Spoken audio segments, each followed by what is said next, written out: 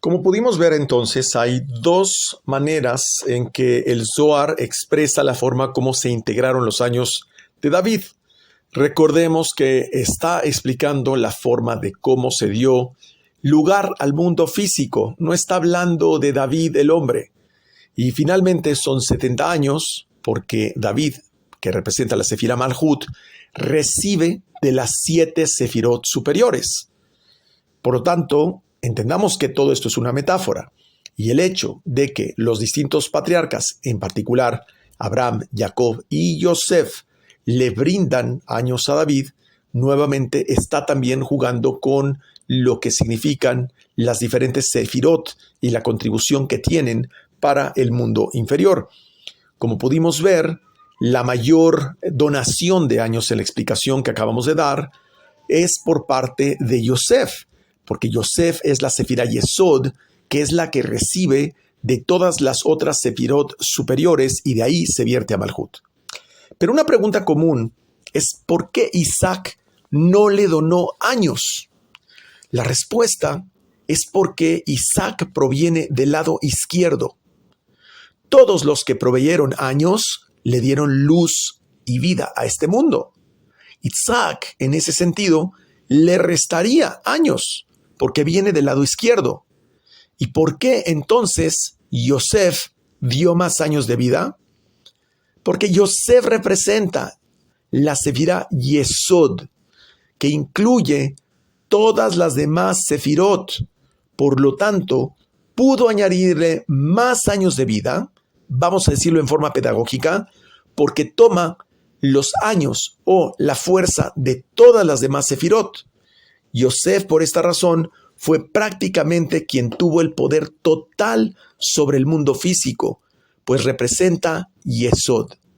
Yesod, Yosef, esta correlación que hay entre ambos, lo que nos quiere decir es que Yosef tenía todas las cualidades de todas las diferentes sefirot, tenía los atributos de todo el árbol de la vida para poder hacer la corrección del mundo físico. Por eso es que gobernó sobre el mundo físico y logró hacer no solo que sus hermanos hicieran teshuvá, sino que todos los egipcios hicieran teshuvá en su momento. Esto es parte de una historia mayor que vendrá en parashiot posteriores. Nos reitera en Zohar qué es lo que protegió a Jacob. Fue su oración, su plegaria y no su mérito. Esto nos enseña que cuando nosotros tenemos que enfrentar una situación difícil en este mundo, no debemos confiar en nuestros méritos, en los méritos. Es decir, porque yo estudio Zohar, porque yo atiendo enfermos, o porque hago tzedaká, no debemos contar con eso. Debemos de orar y meditar con toda la kavaná, con toda la fuerza, como si no tuviéramos méritos. Por otro lado, señala el Zohar que cuando se aproximaba Esav, utilizó 2 campamentos. Así está en la Torá. Podríamos preguntarnos por qué. Y la Torá dice algo me parece simpático. Si Esav viene a un campamento y lo destruye, entonces el otro campamento escapará. Eso es lo que dice la Torá. Pero pregunta el Zohar, entonces, ¿sería posible que acaso Esav no era capaz de destruir los 2 campamentos? O sea, la Torá da por entendido que si Esav se entretiene con un campamento, el otro se va a echar a correr y va a escapar. ¿Qué hace pensar que Esav no tiene capacidad de destruir los 2 campamentos? Pareciera que hay una certeza de que uno sobrevivirá. Y hay una respuesta muy importante.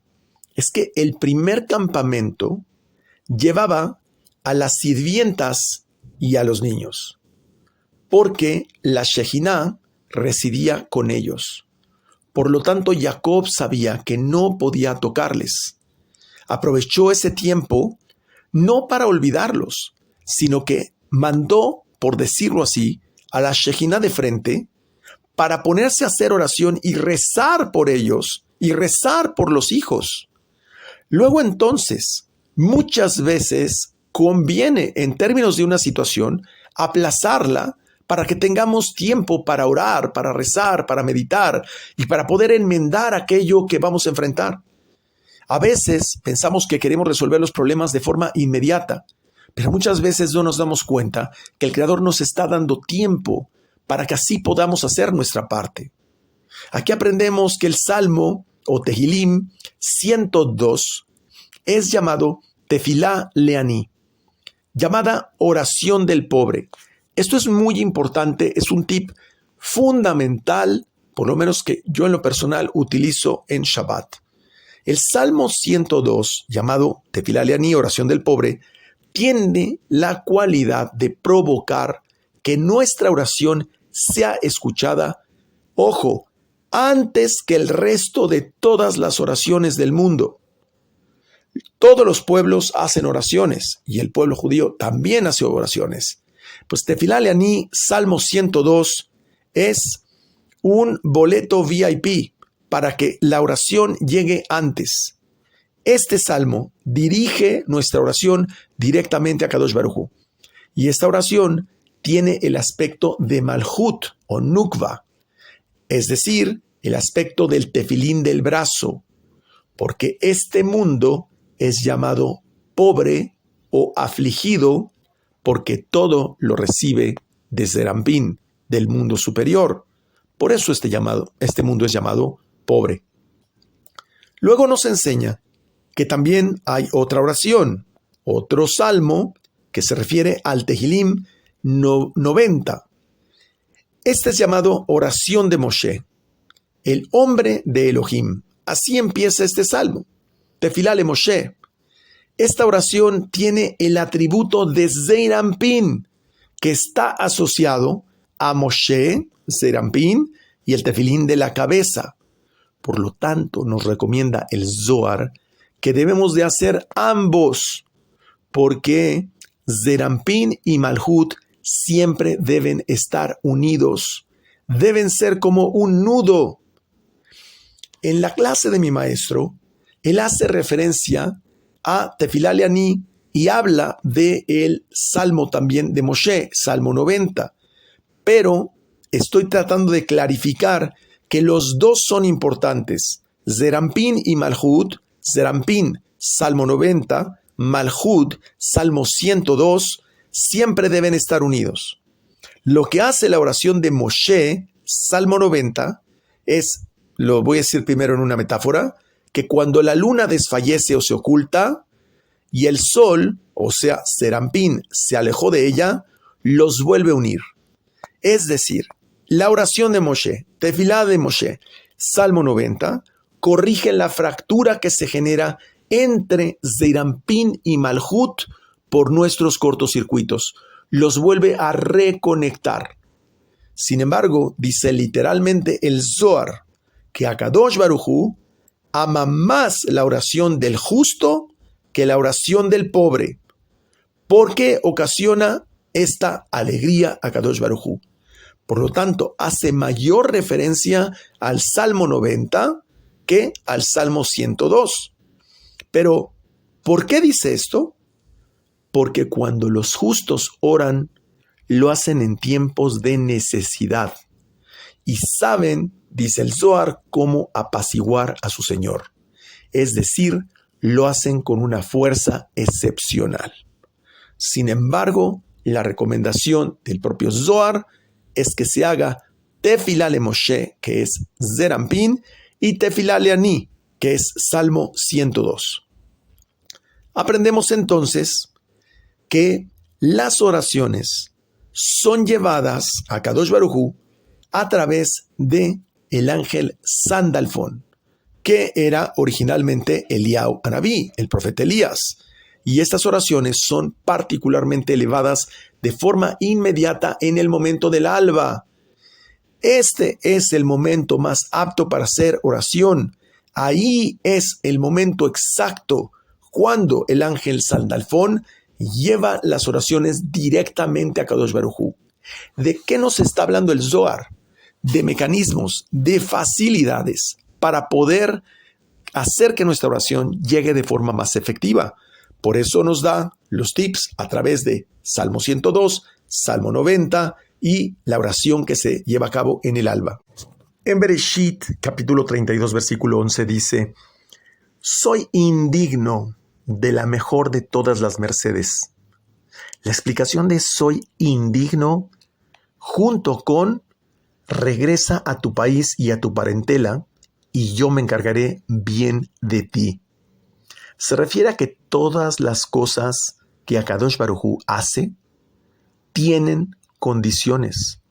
Luego entonces, Jacob no confiaba en sus acciones, sino que sabía que todas las cosas que pasaban eran exclusivamente por las bondades del Creador. Por eso aprendemos que siempre al hacer plegarias, primero hay que recitar alabanzas, agradecimientos, expresar primeramente nuestro amor, nuestro cariño, toda nuestra admiración a todo el sistema creador. Y después entonces rogar por sí mismo, por nuestras necesidades. Y de preferencia siempre tomando en cuenta las necesidades de los demás. Por otro lado dice: sálvame, te ruego, de la mano de mi hermano Esaf, porque le temo, no sea que venga y me destruya la madre con los hijos. Esto está en Bereshit, capítulo 32, versículo 12. Esto tiene toda una explicación. Primero dice: sálvame de la mano de mi hermano. No solo dice sálvame, porque sabía que ya lo había salvado durante la estancia de Jacob con Labán, que fue una gran salvación, porque Labán lo había intentado destruir. Y también lo había salvado de otros parientes, que también son llamados hermanos, incluyendo el nieto de Labán, su hijo, que también eran unos malvados. Decodificando, nos está explicando que nosotros debemos hacer las oraciones de forma clara, sin errores, pues las imprecisiones finalmente son expresiones que estamos formulando a través de nuestra boca. Mi maestro da un ejemplo en su clase de Vaishlach, pero no quiero ser redundante, sino que debemos de pensar bien lo que vamos a expresar en nuestra oración antes de decirlo. Por otro lado, hay una frase que dice: que las palabras de mi boca sean aceptables delante de ti. Y luego continúa el Salmo 19, versículo 15, diciendo: y la meditación de mi corazón. Entonces, por una parte, dice: que las palabras de mi boca sean aceptables delante de ti. Y después dice: y la meditación de mi corazón. Esto explica que cuando estamos haciendo oración hay cosas que son reveladas y que pertenecen al mundo de abajo y que podemos manifestar a través de nuestra boca. Pero hay otras que no son reveladas y que solamente pueden ser expresadas a través de la meditación del corazón, porque no pueden ser explicadas. Por esa razón entendemos que la meditación del corazón, que corresponde al nivel de Binah, y las palabras de la boca corresponden al nivel de Malhut.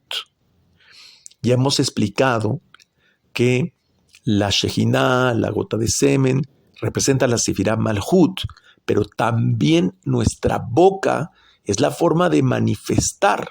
Eso es Malhut. Pero la meditación que sale de nuestro interior, eso corresponde al nivel de Binah. Luego entonces hay necesidad de ambas.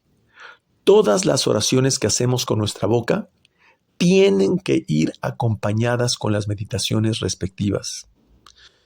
En alguna ocasión escuché que mi maestro aconseja que primero debemos hacer la meditación de esta conexión interior con las letras hebreas, con los Yehudim, y después entonces externar con palabras nuestra oración al Creador. Por lo tanto, los dos mecanismos son importantes. Itbodedut, e itpotenut. Y dice el texto: felices son los justos que saben cómo arreglar apropiadamente las alabanzas a su Señor, y después dicen sus plegarias. ¿Qué quiere decir esto? Arreglar apropiadamente las alabanzas, dar gloria a su Señor y después sus plegarias, quiere decir que primero son las meditaciones y luego las plegarias.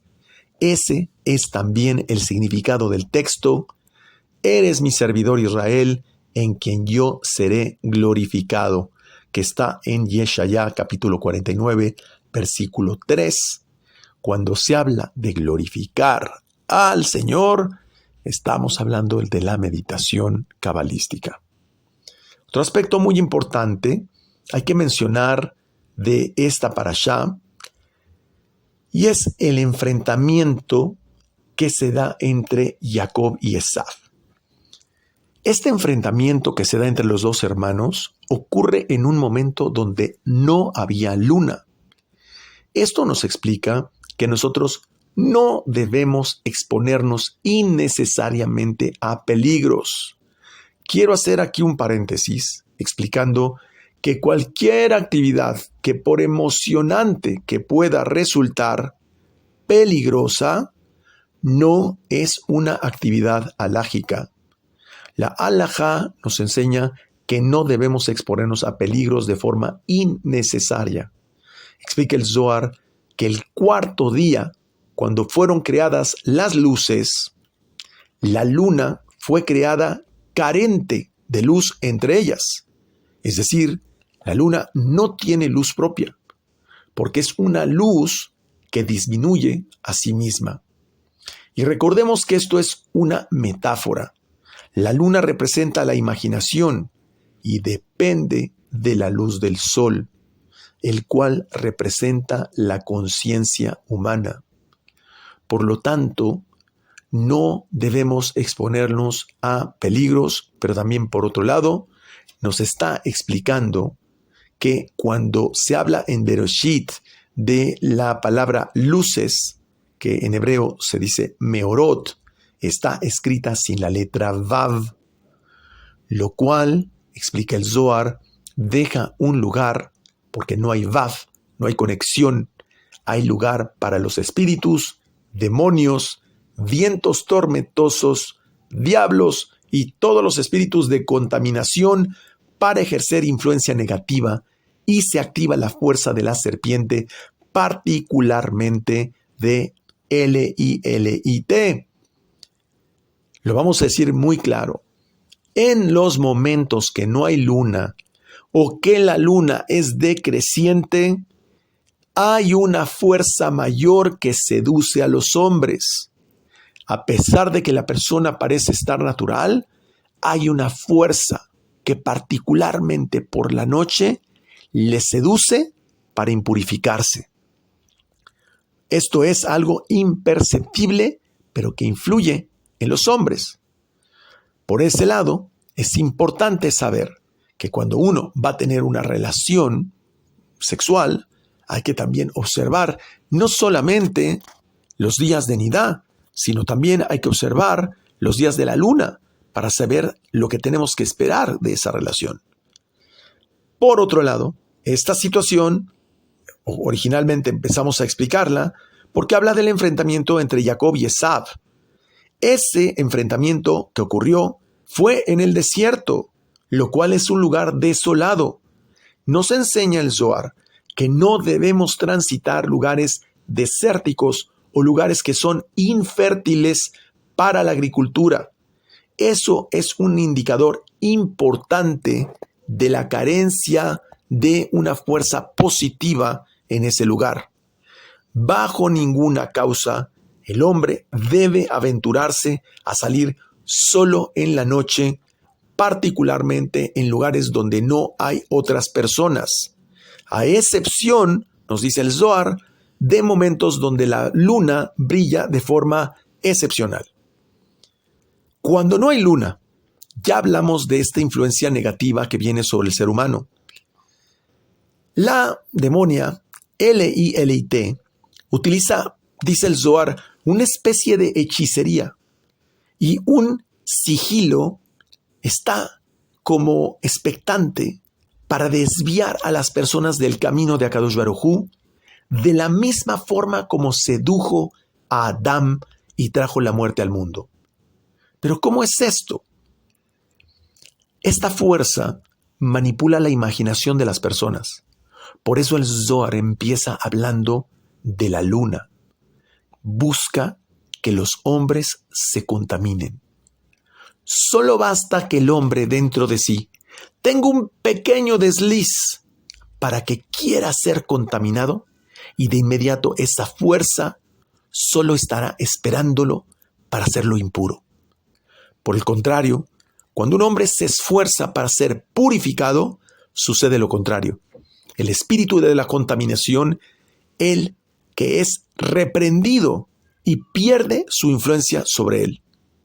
Por lo tanto, la polaridad mental que tiene el hombre influye para efectos de ser contaminado o no. Por eso está escrito, ningún mal caerá sobre ti, ni plaga alguna se acercará a tu habitación. El texto, ningún mal caerá sobre ti, de este salmo, se refiere a L-I-L-I-T, y la frase, ninguna plaga se acercará a tu habitación, se refiere a los otros demonios dañinos. La plaga se refiere a Samech Mem. Ambos, dice el Zohar, son como uno, siempre vienen unidos. ¿A qué se está refiriendo? A que Samech Mem es el toro y L-I-L-I-T es representado por un burro. Aprendemos que también son llamados plagas aquellos que nacieron de Adán, pues todos los años que Adán no estuvo con su esposa, los espíritus de la contaminación vinieron y concibieron de él, y dieron una progenie llamada las plagas de los hijos del hombre. Si recordamos, hay una gran relación en el momento en el cual hubo un episodio con Shechem, hijo de Hamor, y hijo de Hamor significa burro. Por el otro lado, sabemos que hubo un confrontamiento con los hijos de Jacob. Por lo tanto, esto que ocurrió con Diná, la hija de Lea, es todo el proceso de contaminación, de impureza, de lo cual el Zohar nos habla más adelante. Otro aspecto muy delicado, esto es algo bien peligroso para los varones, es cuando un hombre sueña. Cuando el hombre duerme, no tiene control sobre su cuerpo. Es como si su cuerpo estuviera expuesto. El espíritu de la contaminación viene a descansar en él. Es como si estuviera, digamos, una especie de muerto. No es así, pero se impurifica. Vienen espíritus impuros femeninos y provocan su impureza. ¿Qué quiere decir cuando hay impureza sexual del hombre mientras está durmiendo? ¿Qué es lo que hacen esos espíritus impuros? Es como si manipularan su cuerpo, provocan su impureza y a través de ese hombre conciben de él y producen una energía de espíritus y demonios. Un hombre debe protegerse de esta situación con toda su fuerza. La mayor recomendación es la oración de Arbit, que nos protege de esta situación, también instituida por el patriarca Jacob. El hombre debe seguir los caminos de la Torá, debe de preferentemente estudiar Torá antes de dormir, para evitar ser contaminado por ellos, porque no hay un solo hombre que duerma en su cama en la noche que no pruebe un estado de muerte. Nos advierte el Zohar que Shor, que es un hombre que no debe pasar sus manos sobre sus ojos en la mañana. ¿Qué es lo que pasa? Samech Mem es llamado Shor, toro, y está siempre ligado con la impureza, que es L-I-L-I-T. Pues estos dos espíritus vienen con la intención de impurificar al hombre. Por eso, también cuando el hombre se despierta, amanece impuro. No debe tocar sus ojos en la mañana, pues el espíritu de la contaminación habita en sus manos. Por eso sabemos que antes que cualquier cosa, cuando despertamos, tenemos una serie de procesos de purificación de las manos. Debemos estar conscientes que todo lo que tocamos lo impurificamos cuando acabamos de despertar por esta razón. Explica el Zohar que a pesar de que Jacob era un hombre de gran espiritualidad, un hombre perfecto, al momento en que estaba solo, otro espíritu vino a unírsele. Cualquier persona debe caminar en la ciudad o en un camino siempre cerca de donde hay otras personas. Nunca caminar solo en la noche, porque si hacemos esto y no hay otras personas presentes, viene ese espíritu a intentar dañarnos. Por eso está escrito, su cuerpo no permanecerá toda la noche sobre el árbol. Esto está en Devarim, capítulo 21, versículo 23. Y esto de el árbol, y no permanecerá su cuerpo toda la noche sobre el árbol, está escrito por parte, o más bien en relación al perverso Bilam, porque dice, y fue Shefi. Esto está en Bamidbar, capítulo 23, versículo 3. Así dice de Bilam, y fue Shefi. ¿Qué es Shefi? Significa solo, pero hace referencia a la palabra Shefifón, que es una víbora. En Bereshit, capítulo 49, versículo 17, dice, una Shefifón, víbora en el camino. ¿Qué significa todo esto? Que Bilam lo que hacía es justamente la práctica contraria. Bilam caminaba solo por los caminos para atraer el espíritu de la contaminación. Aquí viene una definición muy interesante en el Zohar, porque muchas veces no entendemos lo que significa este texto en la Torá que se repite constantemente. Explica la diferencia entre el polvo y la tierra. El polvo o ceniza es seco e infecundo.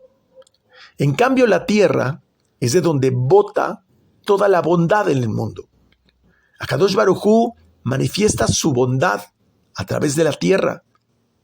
Pero, por ejemplo, si comparamos, la ceniza es lo que queda después del fuego, y la ceniza no produce frutos.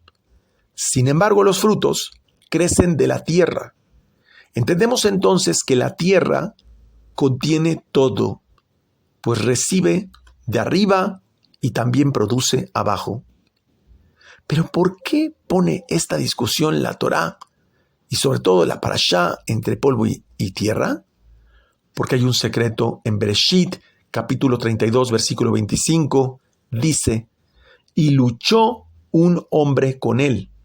Está haciendo referencia al ángel de Esaf. La palabra luchó en hebreo es Yeavek, que viene del hebreo avak, que significa polvo o ceniza. Entonces, ¿cómo? ¿Peleó con polvo o ceniza? Entonces, ¿qué significaría levanta al pobre del polvo? Afar, que está en primer libro de Shemuel, capítulo 2, versículo 8. Explica Rabbi Shimon bar Yochai que en este caso el polvo significa humildad, porque saca al pobre de la tierra, y la tierra es Malhut. ¿Por qué es pobre? Porque no tiene nada propio, sino que todo lo recibe desde Irampín. Pero seguramente ustedes preguntarán, ya hemos dicho que está escrito incluso en la Amidá, lo voy a decir, la frase en hebreo, Unkayem emunato lishene afar, su fidelidad para los que duermen en el polvo. En este caso, los que duermen en el polvo se refiere a los justos, porque el tzadik se le califica como pobre porque se sabe que no posee nada en este mundo. Conoce que todo proviene de Akadosh Baruj Hu, de Zerampín. Pero en el momento que se unen Zerampín y Malhut, vienen todos los frutos y la bondad del mundo. A ver, entonces, por un lado tenemos polvo, que es algo infértil, infructuoso, que no da fruto. Tenemos la tierra, que es lo que da fruto. Por el otro lado, al levantar al pobre del polvo, se está refiriendo a los justos. Vamos a decodificar todo esto. Jacob es un justo. De acuerdo a la definición que acabamos de dar, es como si fuera pobre, porque todo le proviene del Creador. Por otro lado, enfrentó a un hombre que viene del hebreo avak, que significa polvo o ceniza, es decir, que no da frutos, porque es el lado izquierdo. Esav representa ese polvo o ceniza que no da frutos. Pero por el otro lado, Jacob representa ese justo, que es el polvo, como si fuera pobre, porque todo le proviene del Creador. Está hablando que cuando un tzadik enfrenta a Samech Mem lo que busca es acusar al tzadik. Y en esa batalla, Samech Mem buscaba acusar a Jacob. Samael buscaba acusar a Jacob. Por lo tanto, aprendemos que en todas nuestras batallas, las fuerzas del mal lo que buscan son nuestros defectos para por ahí vulnerarnos, porque luchó hasta el amanecer.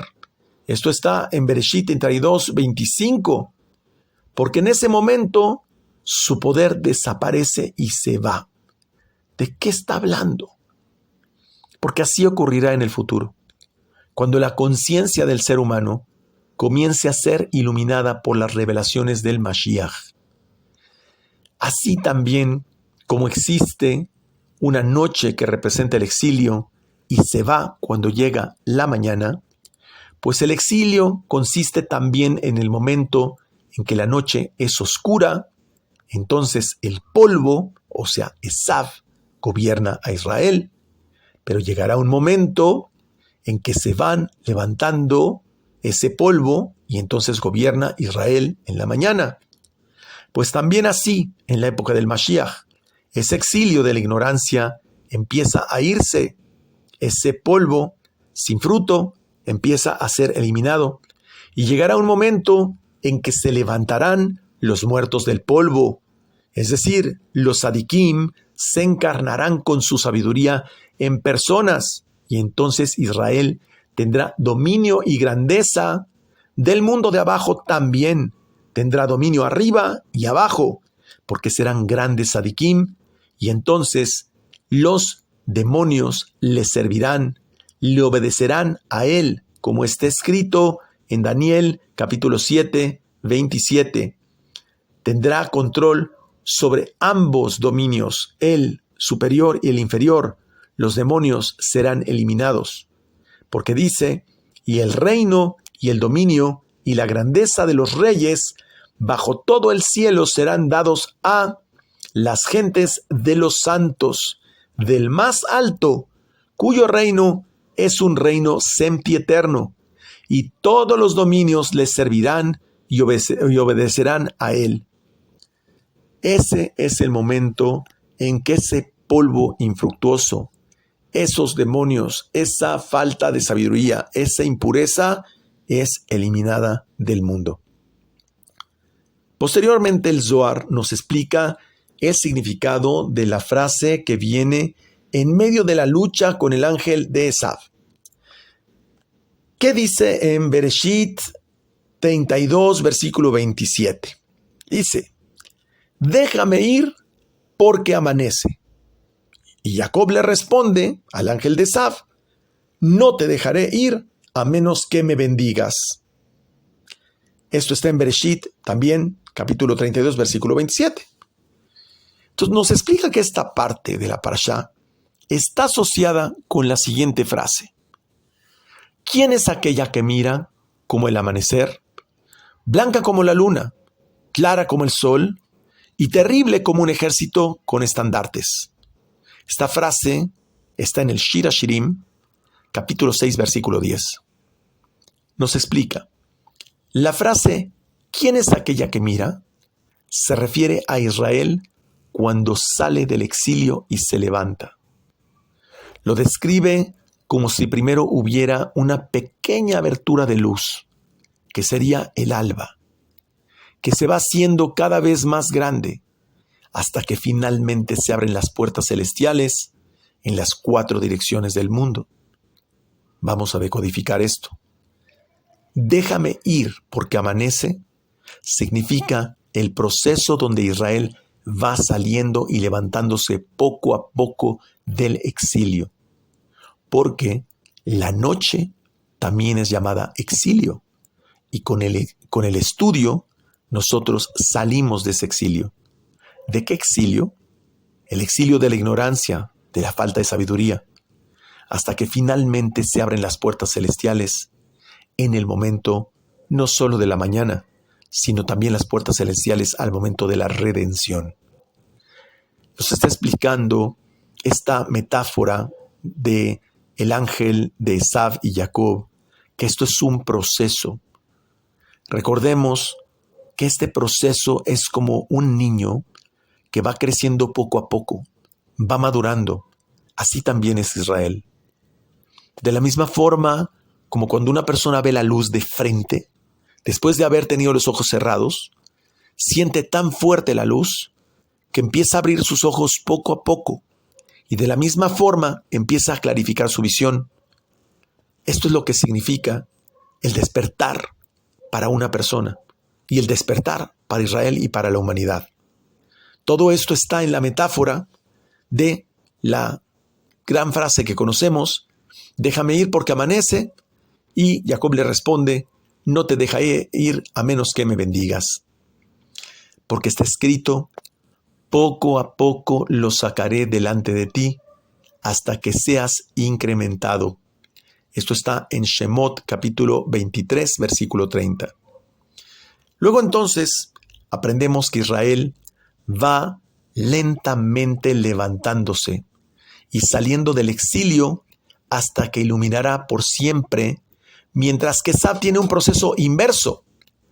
Cuando le dice a Jacob, mi señor, ve tú por delante, que yo voy despacio atrás, de lo que está hablando es que Esav recibió un proceso inverso, recibió toda su fuerza de inmediato y poco a poco va menguando y disminuyendo su fuerza hasta que la pierde totalmente y será borrado del mundo y del mundo por venir. Jacob es al revés, va poco a poco tomando fuerza y dice, blanca como la luna, se refiere a que la luz de la luna es más fuerte que el alba. Esto es cuando la conciencia está por encima de la imaginación. Entonces la luz de la luna brilla durante el exilio. Es decir, la frase terrible como un ejército de estandartes significa que la luz ha alcanzado su fuerza completa.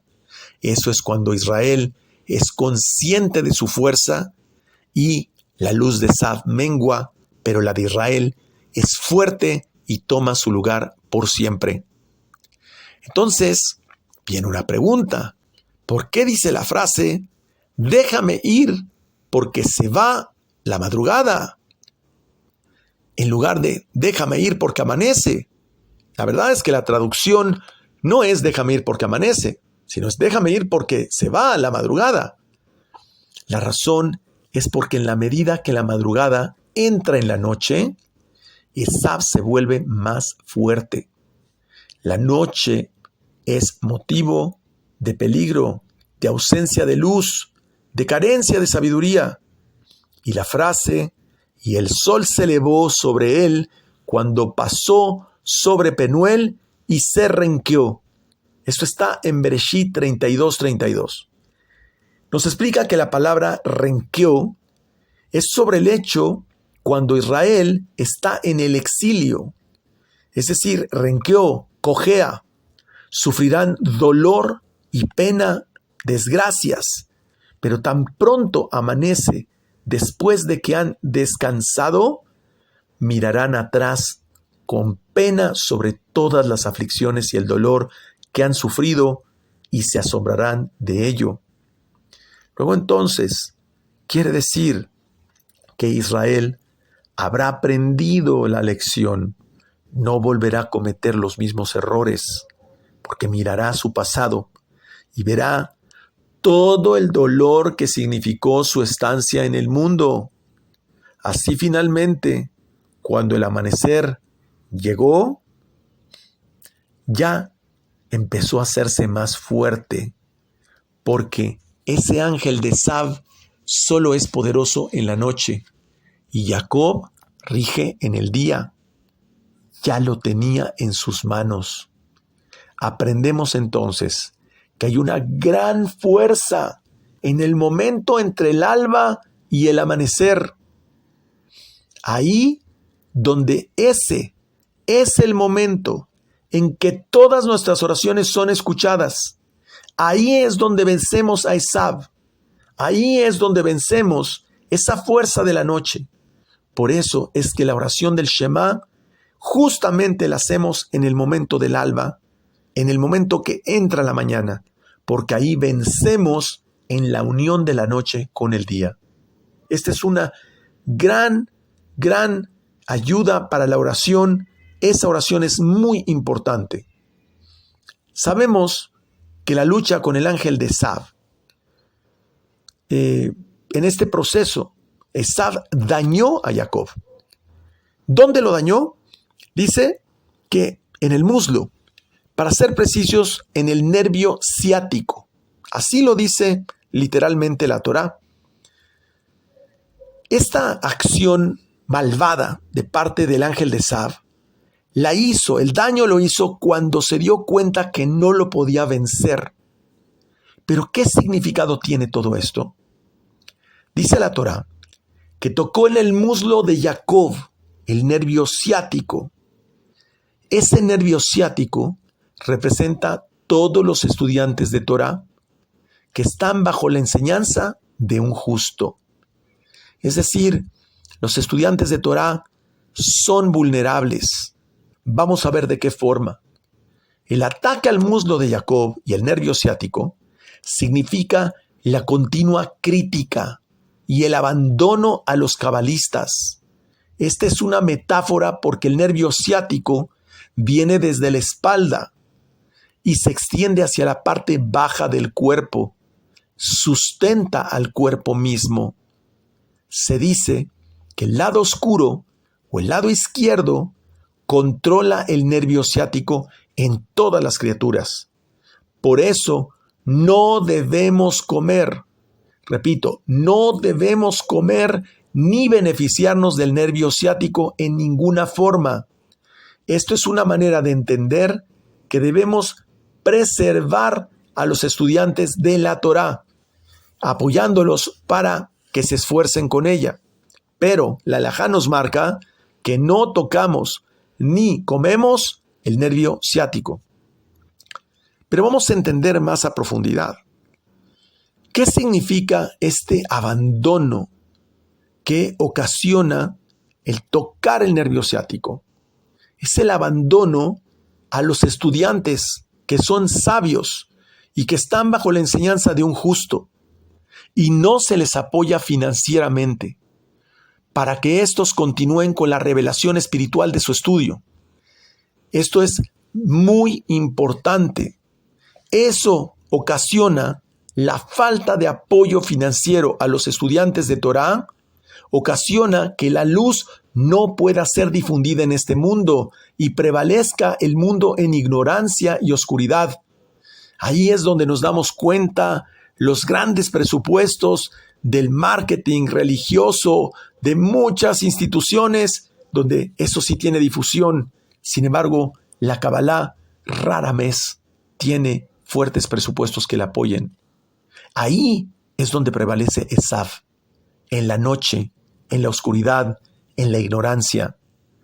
Por lo tanto, aún en el amanecer, aun cuando Israel trata de salir del exilio, aun cuando Israel trata de salir con esta sabiduría, se le daña en el nervio ciático. Es decir, se le quita el apoyo a los estudiantes de Kabbalah para que no puedan difundir esa luz y esa oscuridad prevalezca ante el mundo. Entendamos que el exilio, la ignorancia prevalece no porque las fuerzas del mal sean tan poderosas y tan malas, sino porque Israel no ha podido hacer su trabajo. Israel no ha podido ser Or LaGoyim, no ha podido difundir luz a todas las naciones. Or LaGoyim, luz para las naciones, eso no ha podido ocurrir. Esa es su principal labor de Israel en el mundo. La razón es la falta de apoyo a la difusión de las enseñanzas de la Torá, que nada tiene que ver con una religión, pero sí tiene que ver con la sabiduría que devuelve la libertad de conciencia a las personas. Así como un estudiante de Torá necesita dedicar su tiempo, su esfuerzo para poder transmitir toda esta sabiduría, la falta de apoyo financiero es lo que le hace vulnerable y débil. Eso es el nervio ciático y es tocar el muslo de Jacob, para que quede claro. Por eso decimos que si el ángel no hubiera tocado en el muslo de Jacob, es decir, si la Kabbalah tuviera toda la fuerza y apoyo financiero, Jacob hubiera prevalecido completamente.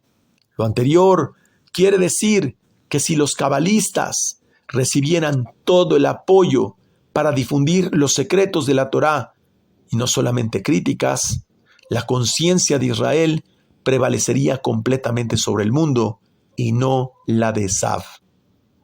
Por tal motivo, en Bereshit, capítulo 32, versículo 33, dice: Por tanto, los hijos de Israel no comen del nervio ciático.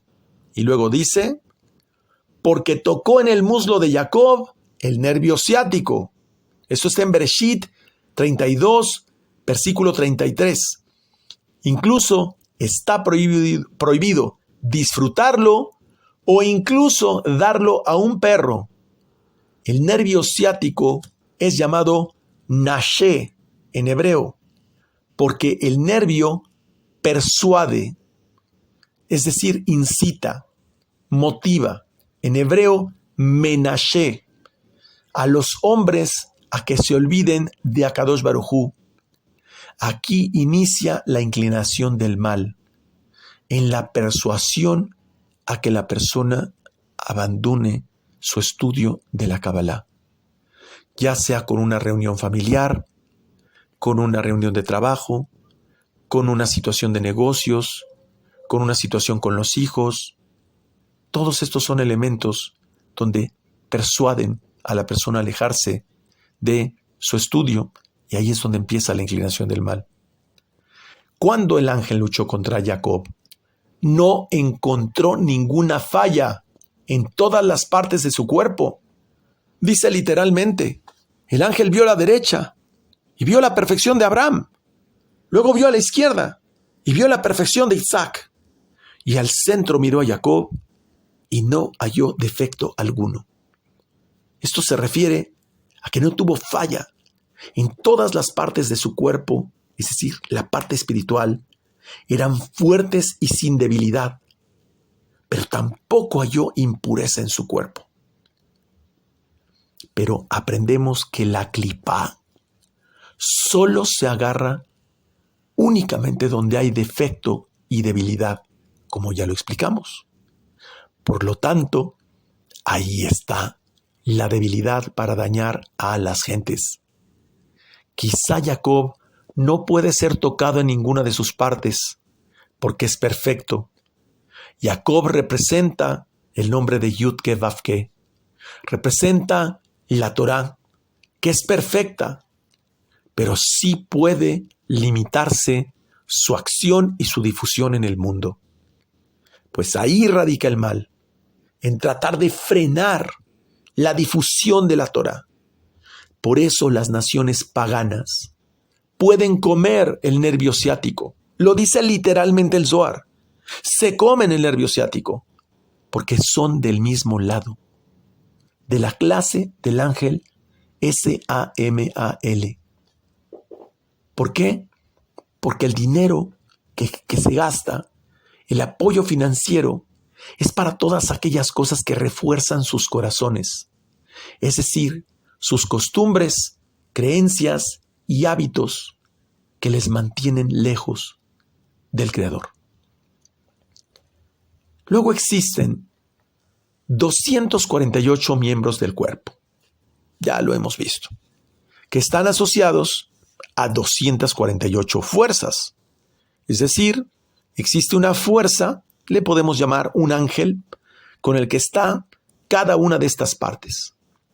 Luego entonces todos los miembros del cuerpo son la vestimenta de la Shejina. Es decir, cuando la presencia divina habita dentro de la persona, su cuerpo es como una vestimenta y tiene 248 fuerzas. Allí entendemos que el cuerpo es una gran herramienta. De la misma forma, hay 365 nervios que corresponden a 365 preceptos de no hacer o que son prohibitivos. El nervio ciático es uno de ellos y corresponde a los 365 días del año. Aprendemos que también hay 10 días de abstención o ayuno, digamos días punitivos, siendo el día 9 del mes de Av uno de ellos, que está ligado al nervio ciático. Lo repito, el 9 de Av está ligado al nervio ciático. Por eso en este día está prohibido comer y beber, porque está en la misma categoría. Ese día tiene los mismos atributos que el nervio ciático.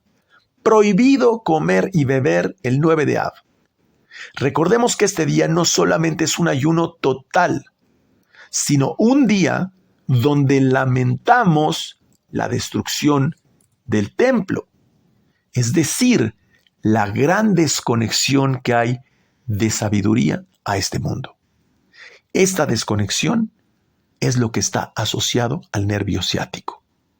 Entonces, concluyendo, el nervio ciático es una metáfora para la desconexión que hay hacia este mundo, de la sabiduría del cielo. La razón es porque cuando no se apoya la difusión y el esfuerzo de los estudiantes de la Torá, lo que se apoya es la oscuridad en este mundo, como es el caso de la destrucción del templo. Piensa en lo siguiente.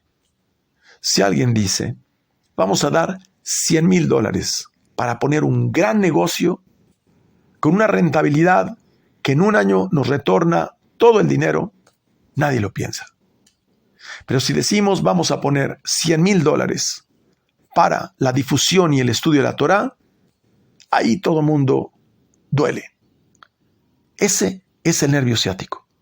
Duele. No hay apoyo a lo que fundamenta, a lo que sustenta el mundo. Por eso el caso de la destrucción del templo es motivo de gran luto. Quien come el día 9 de Av es como si fuera esa persona propiamente el nervio ciático. Es decir, se liga completamente a las fuerzas del mal. Todos los profetas fueron afectados por esta situación. ¿A qué se refiere? Fueron criticados, fueron abandonados, fueron limitados financieramente todos los profetas para que no pudieran difundir la Torá. Lo podemos ver en todos los casos, como siempre los diferentes profetas fueron humillados, fueron, incluso castigados físicamente para que no pudieran difundir su labor. Esta situación que ocurrió con Jacob del nervio ciático muestra que todos los profetas fueron limitados en su concepción y entendimiento, excepto Moshe.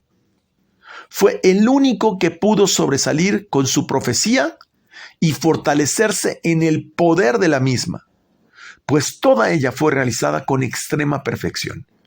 Por eso decimos que Jacob quedó renco o que cojea. Literalmente dice el Zohar, no hay nadie para apoyar a los estudiantes de la Torá, para darles dinero, así lo dice literalmente el Zohar, para darles dinero para sus necesidades y por lo tanto para fortalecerlos. La Torá es olvidada en cada generación y su poder es disminuido diariamente porque los estudiantes de la Torá no tienen apoyo. El secreto del renqueo es que nadie da apoyo, por eso cojea, porque pierde la fuerza que tienen sus estudiantes y estos son incapaces de continuar estudiándola. Quiero aquí abrir un paréntesis porque esto es una historia muy especial que voy a poner aquí en la parashá. Mi maestro se quejaba amargamente que en las diferentes sinagogas no se enseñaba el Zohar, no se enseñaban los secretos del cielo. Así que nos contó una vez que él fue a Israel y se reunió con el jefe o el supervisor de todos los rabinos y le preguntó por qué esto ocurría. Y la respuesta es el problema económico.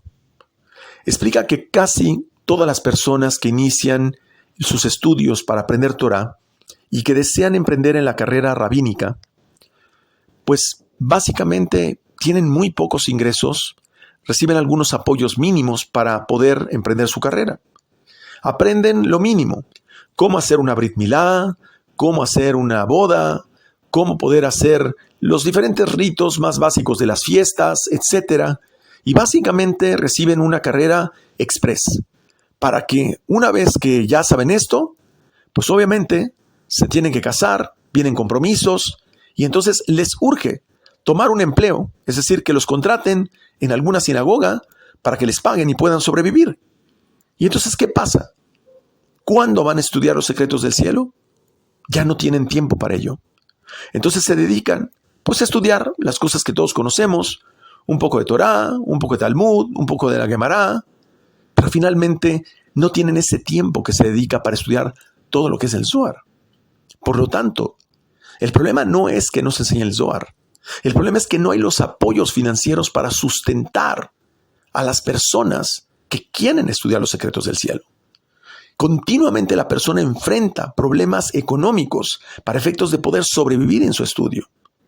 Entonces, entendamos que esto es lo que significa que Esav hirió en el muslo a Jacob.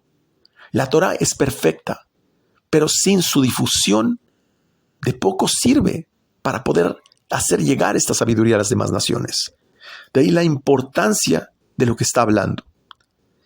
Por esta razón, el reino malvado se hace más fuerte, así lo dice el Zohar.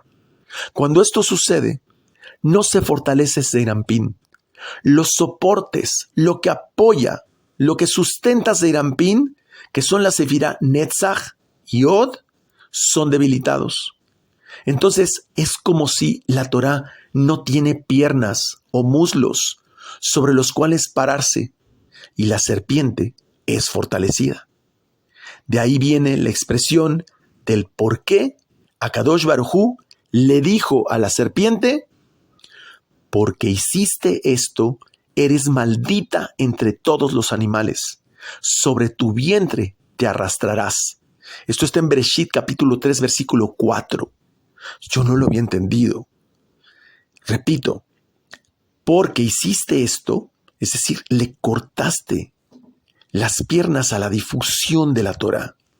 Eres maldita entre todos los animales, sobre tu vientre te arrastrarás. Es decir, que los soportes de sus piernas también le fueron cortadas y no tenía nada sobre lo cual pararse. Porque la acción de la serpiente, el ángel de Esav con Jacob, fue afectar las piernas de Israel para que no se pueda apoyar, para que no pueda caminar rápidamente Y entonces el otro lado se levanta por la falta de difusión de la Torá. Por eso no hay santidad en el mundo. Porque lo que se promueve, a lo que se le invierte fuerte cantidad de dinero, es a la impureza y no a la santidad. Aquí nos damos cuenta cuánto engaño y maldad empleó Samech Mem, y entendemos que su principal propósito solamente es el sufrimiento del hombre. La expresión, la voz es de Jacob, pero las manos son de Esav, que está en Bereshit capítulo 27, versículo 22, quiere decir que si la voz de la Torah es interrumpida, el poder es transferido a las manos de Esav. Por lo tanto, buscó por todos lados para dañar a Jacob y detener la voz de la Torah. Al romper el soporte de la Torah, que son sus estudiantes, Esav se hizo más fuerte, porque astutamente se dio cuenta que no podía romper la sabiduría que había en la Torah. Cuando Jacob vio esto, lo golpeó y lo derrotó al amanecer hasta que lo bendijo y le confirmó la bendición diciendo: tu nombre no será más Jacob, sino Israel. Esto está en Bereshit capítulo 32, versículo 29. Porque el nombre de Jacob está asociado a la palabra Yaquev. Repito, Yaquev, suplantar o engañar. Es decir, el contrario, que es Israel, indica orgullo y autoridad. Israel, porque has contendido. En hebreo, como pudimos ver entonces, hay dos maneras en que el Zohar expresa la forma como se integraron los años de David. Recordemos que está explicando la forma de cómo se dio lugar al mundo físico. No está hablando de David el hombre. Y finalmente son 70 años porque David, que representa la Sefirá Malhut, recibe de las 7 Sefirot superiores. Por lo tanto, entendamos que todo esto es una metáfora. Y el hecho de que los distintos patriarcas, en particular Abraham, Jacob y Yosef, le brindan años a David, nuevamente está también jugando con lo que significan las diferentes sefirot y la contribución que tienen para el mundo inferior. Como pudimos ver, la mayor donación de años en la explicación que acabamos de dar es por parte de Yosef, porque Yosef es la sefirá Yesod, que es la que recibe de todas las otras sefirot superiores y de ahí se vierte a Malhut. Pero una pregunta común es ¿por qué Isaac no le donó años? La respuesta es porque Isaac proviene del lado izquierdo. Todos los que proveyeron años le dieron luz y vida a este mundo.